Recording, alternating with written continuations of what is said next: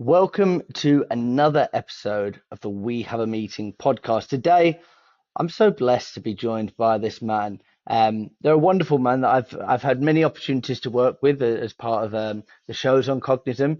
Welcome to the podcast, Morgan J Ingram. Morgan, how Hey, are you? I'm great, man. I'm glad you added the J, so you already get even more bonus points than you already had, and I'm excited to be here.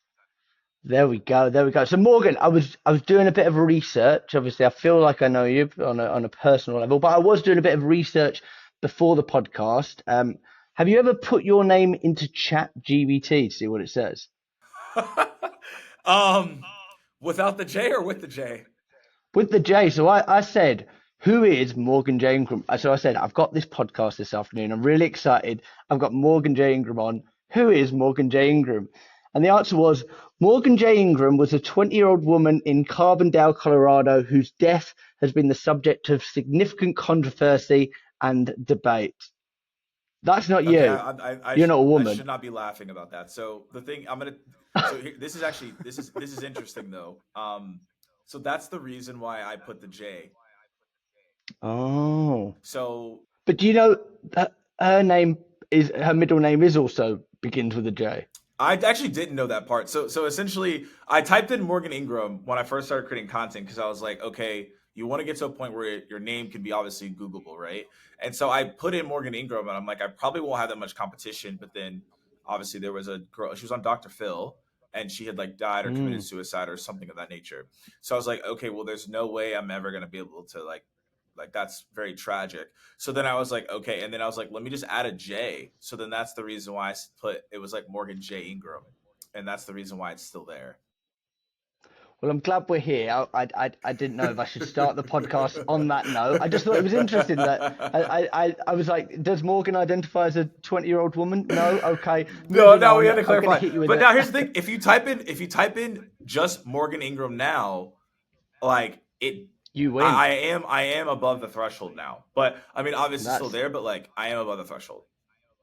that's influence. That is the power of influence. Morgan, we're impressed. Yeah. Anyway, that was a long-winded way of me asking the question, who are you and what problem do you solve? So I'm Morgan J. Ingram, right? Yeah.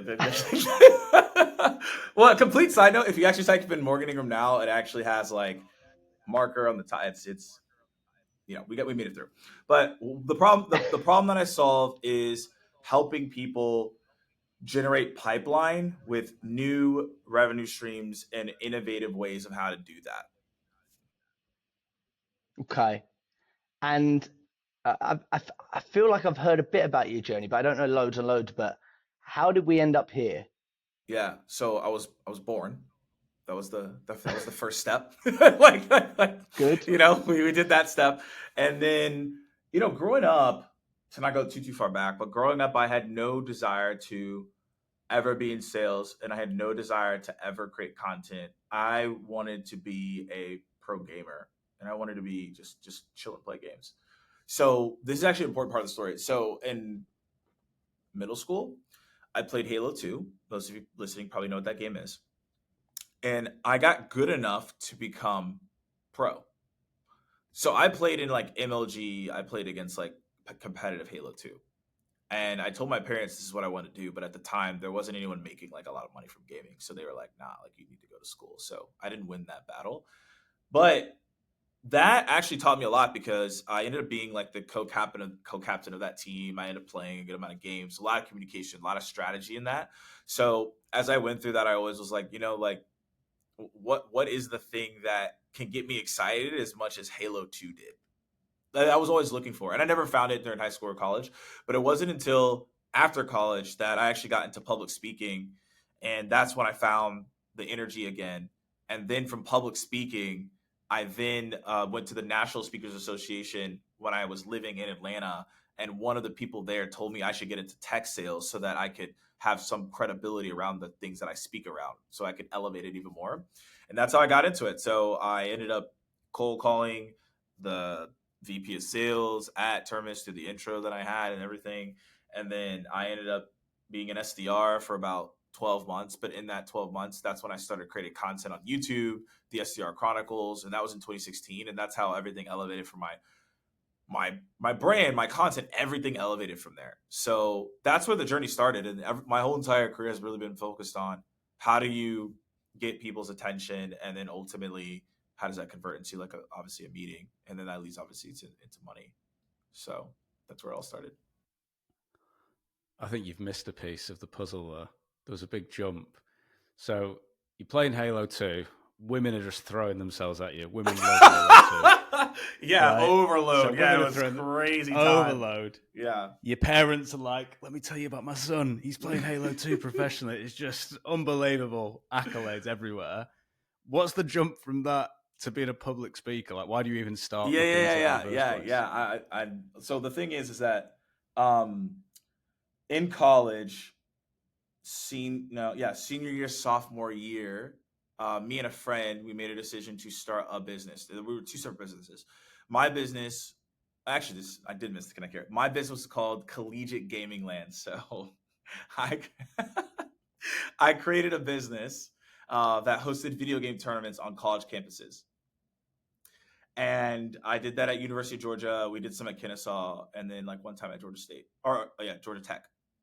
And during that time, as I was creating this business, the way that I actually got sponsors and the way that I got venues is I would go into. I'm still live on this because like I don't know why they let me do this. I went inside the restaurants like during the week when like no one was in there, and I'd say ask for the owner because I knew that they were going to be there because like obviously like it's slow time, so they're probably just doing the finances and the accounting.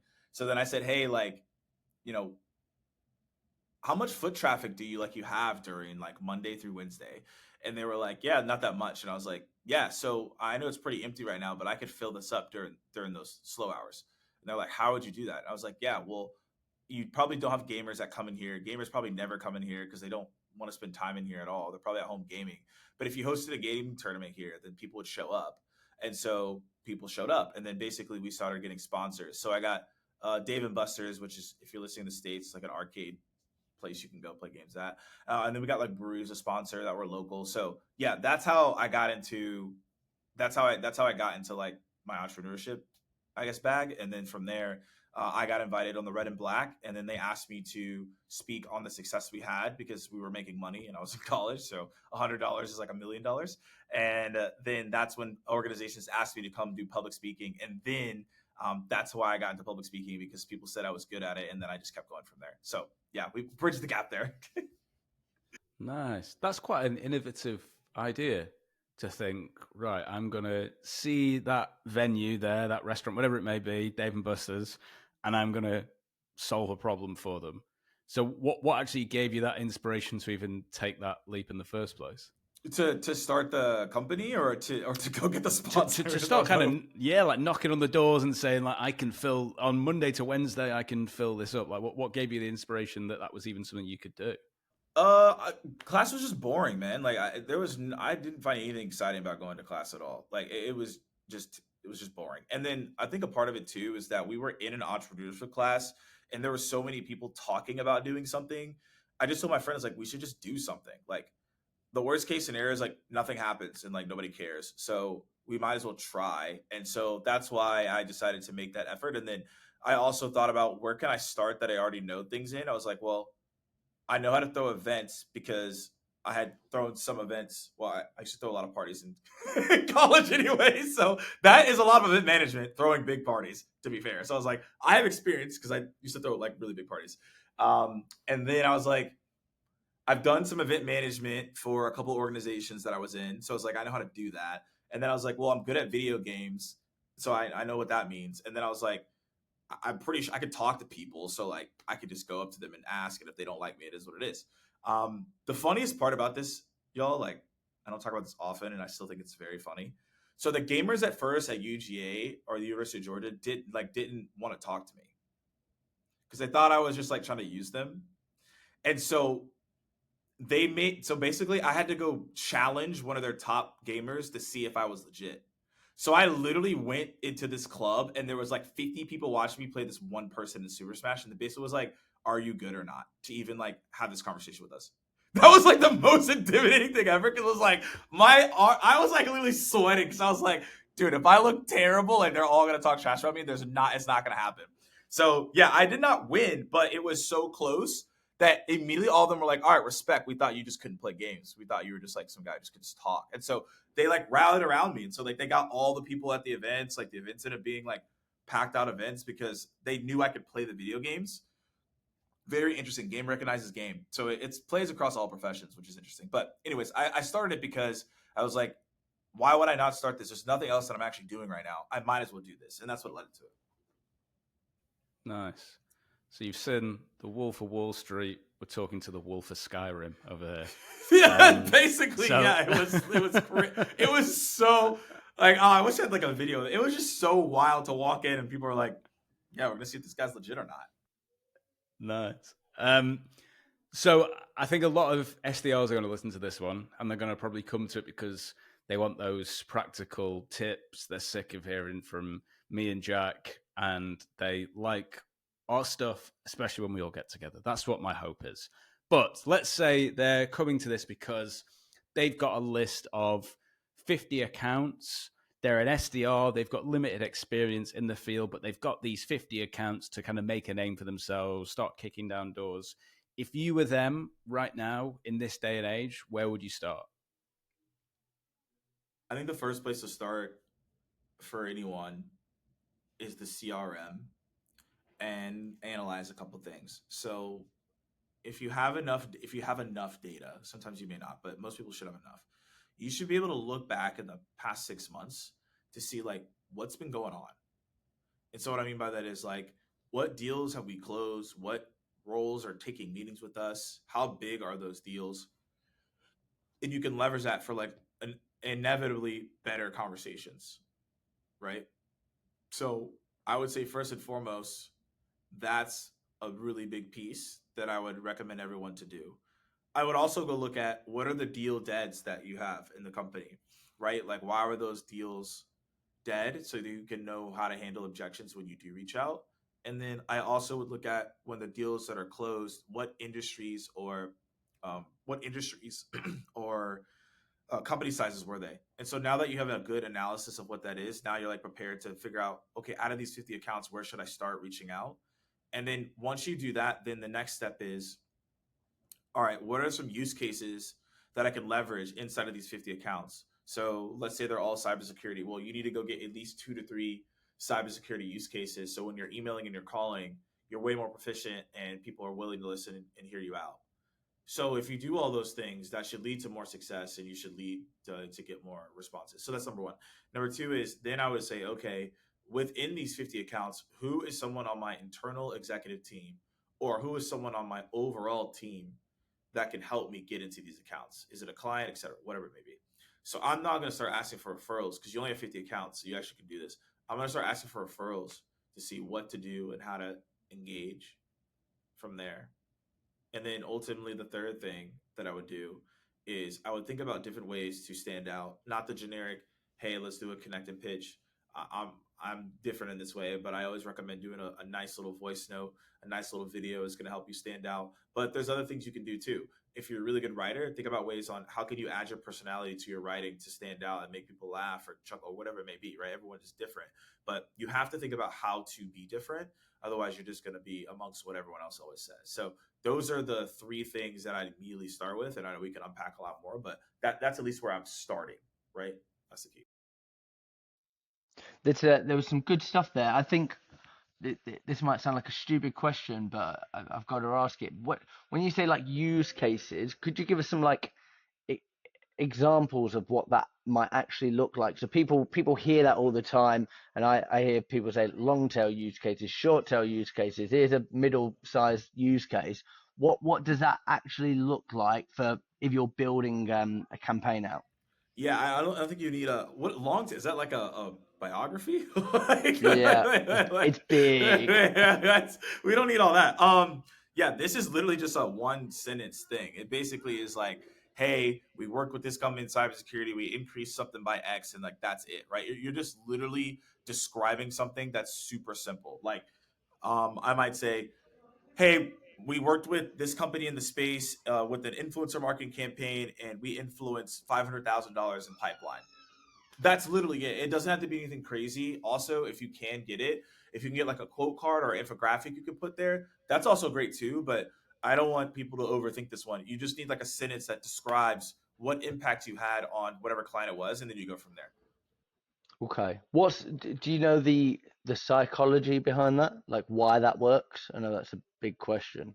No, no. So the reason that it well, to the reason that it only the only way that it works actually is if you focus on a company within the industry that they're in. If you do like we overall increase by 30%, that actually is dangerous. You Too actually see a vague. decrease in response rates.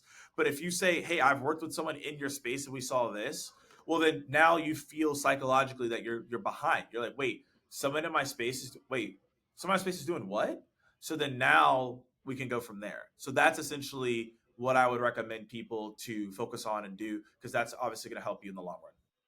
And then how would you tie in that and that psychology when cold calling, or would you not? How would you approach that using use cases and I guess using client stories, etc. I mean, same thing, right? Because you could start a call and do your intro, whatever, and they say, "Hey, talk," and I say, "Yeah, yeah." So my name's Morgan Ingram. I'm from. We have a meeting, and we actually just worked with someone that's similar in your space, and we just did a workshop with them, and we saw a 2x conversion rate, and they're calling 3 times more, and I thought that might be something that you'd be interested in.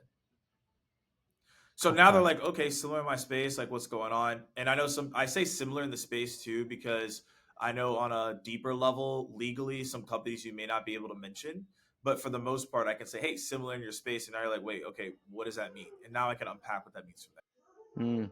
It's such an interesting one. My negative bias, I have like feelings towards that. My negative bias would flare up that if you don't know who you're going into, I know that you've only got 50 accounts, but say you're going into Coca-Cola and you were to say like we've recently converted Pepsi, all of a sudden I'm thinking that their negative bias is going to be like, who are you to put me in the same breath as Pepsi? Or do you know what I mean? Like, so there. Well, how do you do okay. that kind I, of tactfully? I think okay, so here's the thing. I would not go call Coca-Cola and say I'm working with Pepsi.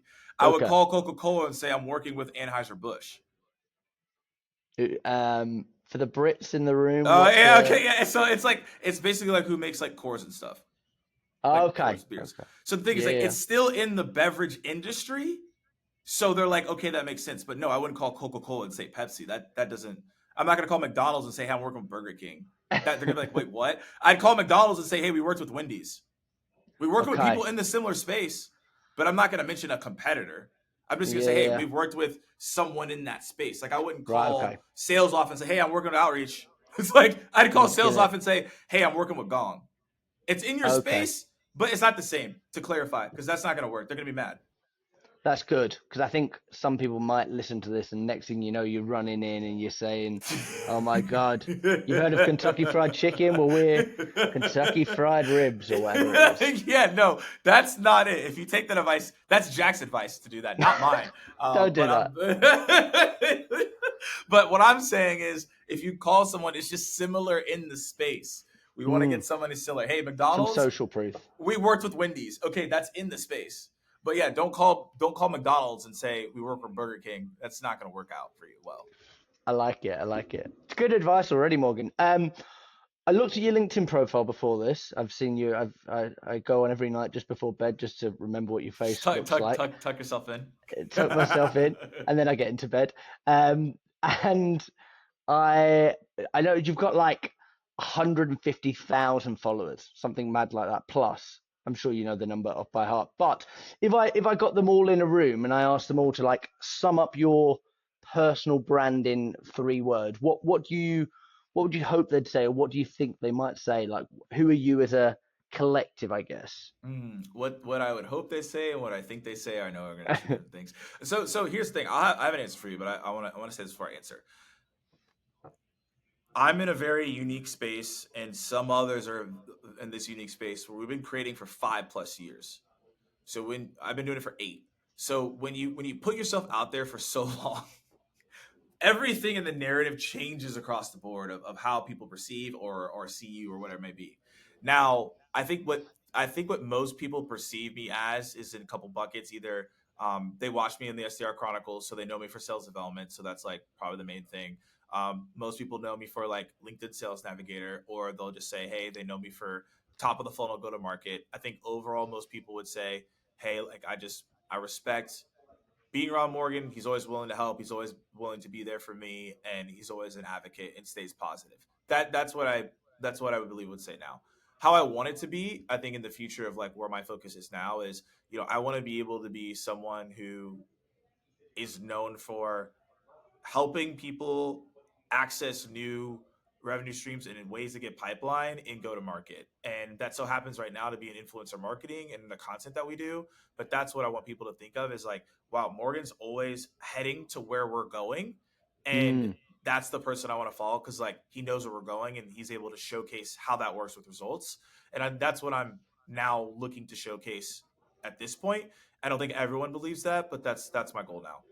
Yeah, so it's like leading the way, which I think is brilliant. And I think it's also like it's unrealistic to expect the same Morgan 8 years ago. Like I didn't follow you. I only know the new Morgan for a couple of years, but I think it's like obviously it's going to change. So then my question would be for you, personal brand is one of those phrases. I get it. It makes you want to be sick a bit in your mouth, but for you, it makes sense. Me and Zach, we're building a business. It makes complete sense that we're trying to be thought leaders and we want to go out and we have a podcast, all of those things. So for the everyday SDR, do they need a personal brand? Should they have a personal brand? Why, if so?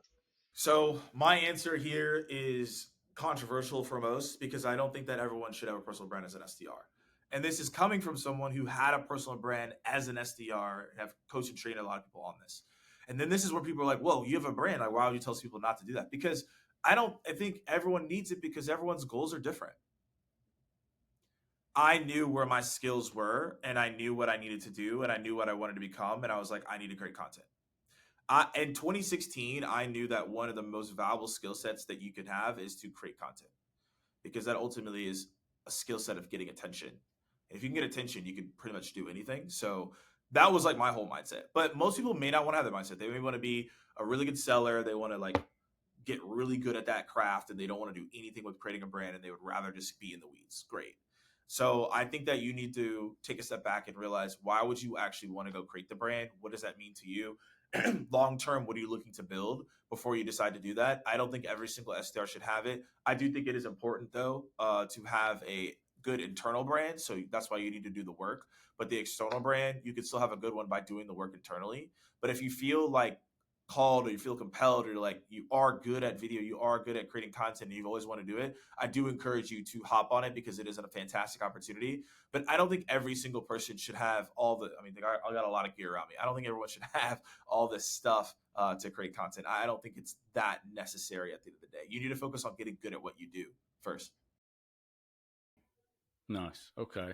One of the other things that you mentioned that I'm always interested in this topic is around you're big on sending out a voice note or a bit of personalized video or something like that out to people in terms of outreach, which I think is great if you've got like a smooth tone like me and you.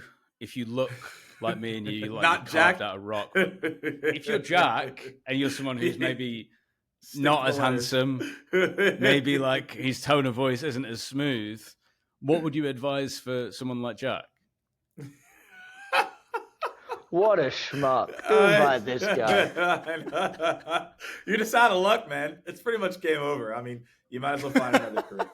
That's pretty much how I see it at this point. No, so here's the thing. I say this, and a lot of people get upset typically, but it just is the reality. The predication of how you respond to something does not mean how someone else will respond to something. So what I mean by that is if you go make a voice note and you're like, I don't respond to voice notes. Well, okay, you don't. Who cares? The other person that you're reaching out to actually might respond to that. Because you may like reading emails, but the person you reach out to may hate emails. So the reason I say add another element is because this is just another way to get in front of somebody. And it's free and it costs you nothing except for your time, which most people don't do it. And also the way that I see it is I still would encourage people to do this is the funny part. The thing is, I still encourage people to do the video because at some point they are going to see your face when you get on a call. So it really, there's no way you're going to hide this. So At some point, they're gonna Why are see you laughing you. so hard? There's nothing to I'm, hide, Morgan. I'm I'm laughing. happy. I'm not laughing at you, Jack. I'm just laughing at people who are like, "Oh, I don't want anyone to see me in video." It's like, but you're gonna hop on a video call with them, and they're gonna see you. So I'm like, what are we even talking about? And even if you don't care about that, and you say, "I don't want them to hear my voice," it's like, okay, so how are you gonna sell them? You're just gonna go via email? So it's like, the excuses I hear, like, it doesn't. I just like that doesn't make sense. Like, there are gonna be people who don't like voice notes. Okay, cool, whatever. Send the voice note. No one's gonna get that upset, to be fair. And if they do, then you just follow up and then you just write out what you said in the voice note. It's just like not that. I don't think this is that hard and difficult, but I think people again are afraid to get outside their comfort zone, which myself included. There's some things that I don't like to do, but I know everything outside the comfort zone is where you succeed, right? And so I tell people that may feel intimidated or annoyed or whatever. I would say you already are writing probably good emails, so just use that emails as like your script to like do the voice notes, and then once you get comfortable with voice notes, start doing videos. Okay. You mentioned there's things that even you won't do. What are those Yeah. things? Like I do not. I really. I mean, I've gotten better at it, but I just don't like writing sometimes. Like I just feel like it takes too long. Like I'm like, okay, I'd rather just do a video. I can crank out those really fast, or I can crank out a voice notes really fast. But writing takes me a while, and I've gotten better at it over time. And now I feel proficient with it, and I'm pretty good, pretty solid now. But yeah, I just didn't like writing because I was like, it's not as comfortable to me because like it takes me a while to like process the thoughts that I have. It's easier for me to talk it out loud. That's why I'm able to move faster that way. So that makes me uncomfortable. I used to be very uncomfortable with cold calling actually. So I used to like not like to do that at all. And over time I just embraced it to get better at it. So that now I am good at it. But initially, like, no, I just didn't like getting rejected. So I was like, I'd rather just do videos because like you could see me, great, it's a higher likelihood because I was just more comfortable doing videos at that point. So yeah, those are a couple things that were just outside of my comfort zone that I typically would like not like to do. I would rather send you a video or meet you in person. I would not like to cold call or send you an email or whatever, all the other stuff. It just wasn't for me. But I got over that and I learned to level up those skills. Wow. Jack's not like that. He'll do anything if the price is right. Yeah, look at this smirk. Anyway, let's move on. Let's move on. So I'm sure, like us, Morgan, you got into sales. You didn't necessarily want to get into sales. When the teacher asked you at school, what do you want to be when you're older? You didn't say, I want to work in sales. So with that comes some mindset issues along the way of dealing with rejection, trying to be consistent. And a lot of the time, that's why people are tuning into this, for those little hacks and tips. So if you're a new salesperson listening and you're looking for those little mindset hacks or ways of thinking about rejection, what have you found works really well for you? No, the number one thing is nobody cares as much as you think. That sounds very morbid and sad, but that's true. People get, this is when everything changed for me on cold calling. You call somebody and you're like, oh, they rejected me. And I'm like, okay, yeah, they're gonna forget you in 5 seconds. Like it's not that big of a deal. And then also as well, there's nothing you're ever gonna say unless you're egregious and just way out of pocket. No one's gonna like fly to your place in your apartment and be like, hey, like why did you say that on a cold call? That was absolutely terrible, and like bang your window. Like they're not gonna do that. So I always say like that you can easily get over the fear of rejection, realizing that what you're saying and what you're doing is actually not that important. And there's like peace in that to a degree. Like it's not that important as you think. And so that's actually really helpful to just be like, cool, okay, that person was interested, and then we move on, right? I think number two is knowing that in the rejection itself, there's always going to be a great conversation that's happening because rejection in life and in sales is part of what happens. You can't get to anywhere without a rejection. I can't think of any sport or a famous person that has not faced a rejection and had to go through it. I don't know anyone who hasn't faced some adversity or rejection. And ultimately, through the rejection, you should be excited because you actually learn things along the way. If you don't have rejection, then you could just schedule meetings left and right. That's cool. But what happens when you face adversity and you had to handle the objections? You won't know what to do. So if you face the objections, if you face the adversity, you actually skill yourself up over time to be proficient. And so that's the thing as well. And I think also the third thing is I just think about the rejection that we face, is that going to hold us back from going and doing the things we want to accomplish? And the thing is, like, you also have to think about that as well. Like, does the goals that you have, does it outweigh the rejection you feel for 5 seconds? And if it does, then you should continue on. And most people, that should be the case. So I think about it in that way. But I think number one is like what I said. If you realize that most people just don't care after you cold call them and they reject you, or they reject you on, like, they're just gonna forget you, then it allows you to be in a better state about it as a whole.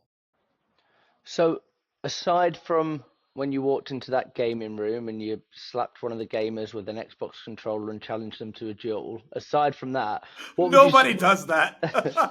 That's right. That's what I was imagining. Slapping controller. That's wild. There you go. PS2 to the face. Oh my gosh. When you think of rejection, like what are the big ones? What stands out to you? What makes your body kind of live that moment again? Because you must have, a bloke like you, Morgan, you must have been rejected your whole life at points. Just ever since I came out the womb, they were like, I don't know about this one.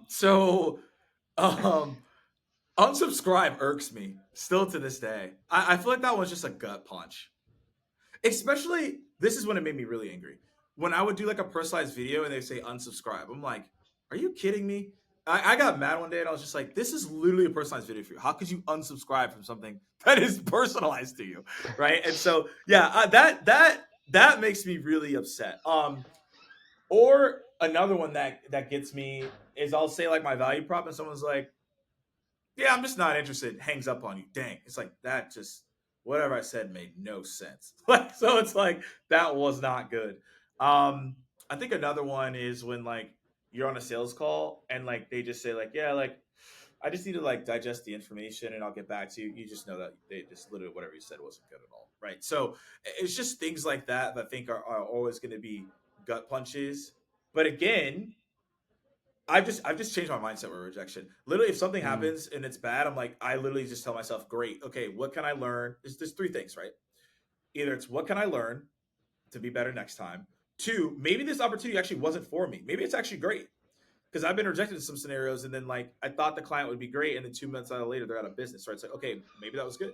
Or like a job that I had and like I got rejected, and it was like they didn't get the funding round they said in 3 months. Okay, so probably good that it wasn't there. So I always think it can be like an aversion to something. Or three, it's like, okay, that rejection happened, and there's a lot I could just grow from this experience and from there. So right, those are like the three things I think about. So I don't really get too caught up in it because I've been priming myself to be like, okay, great, the rejection happened. Okay, what do we do? How can we get better here? Or maybe I was just saved from something. Yeah. Maybe that was going to be the worst client ever, and that's great too. Nice. It's just a different mindset. Yeah, and I think the way you said it, priming, it doesn't come naturally, like, but you're always working towards it, and like you can. I think people that are maybe struggling with the mindset now, they need to remember that it doesn't happen overnight, but over years of mini rejections. It was interesting then. I asked like, what's the rejection that irks you? And you said like, you didn't say, oh, this one bloke told me this one time and it stuck with me. You're like, these are the mini rejections, are like the mini punches that get to you and kind of build up a bigger picture. I feel like the outlandish.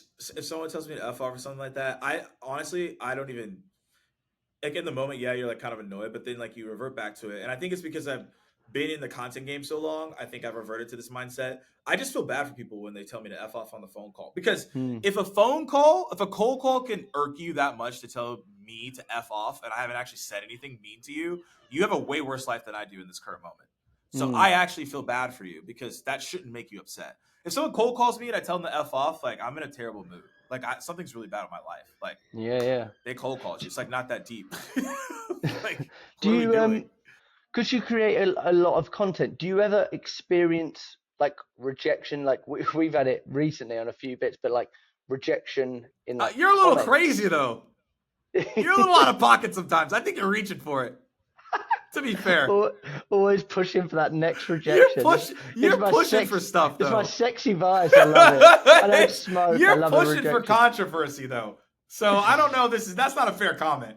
No, but like in like you create YouTube and like all of this, like if you read any like negative rejections, does that ever like once you put so much time, effort into a video, you've created something, and then there's like trolls in the comments hitting you with that rejection, does that hit, or like it's on a different level? For sure. 2016 to 2018, early 2018 was very rough for me because I was one of the only creators on LinkedIn, so I didn't have anyone to talk to.